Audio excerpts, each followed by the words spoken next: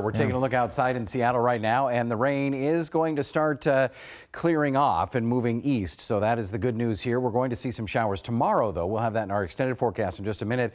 Right now, 56 with some showers. Winds out of the south-southwest at 18 miles an hour in Seattle.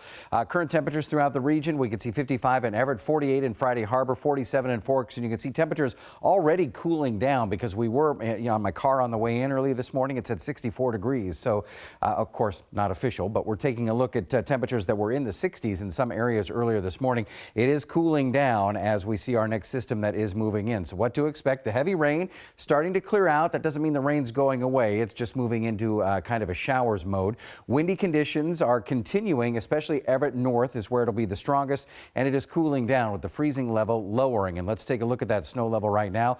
We were at about 6,000 to 8,000 feet earlier this morning. We're dropping to 2,500 feet later in the day. That's where it'll be tomorrow, and then you can see around 3,500 or 4,000 feet the next couple of days here until it goes back up over the weekend. In Olympia, we have some showers in the early afternoon, and then it starts to clear out. You can see not too bad of an evening and a dry out, if you will. It's going to take a while to dry out, though, and clean up. Here's a picture I took this morning.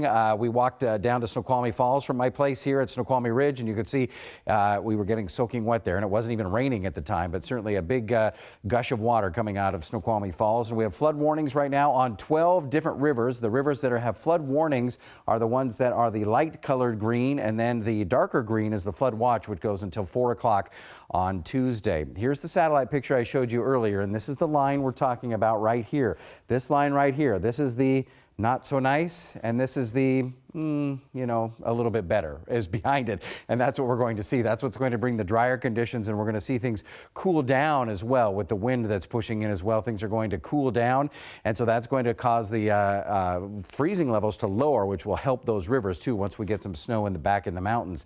We can take a look at our radar over the last couple of hours. There's a few thunderbolts up here in the North Cascades, and you can see some in the Olympic Peninsula as well, but this is the rain that's moving through right now, and again, we're going to show you the area where there were some thunderbolts, and you can see this is over the last few hours where there was some heavy rain up north and some wind gusts as well. Take a look at these. 45 miles an hour in Everett, 28 in Seattle, 35 in Port Angeles, 23 up at East Sound.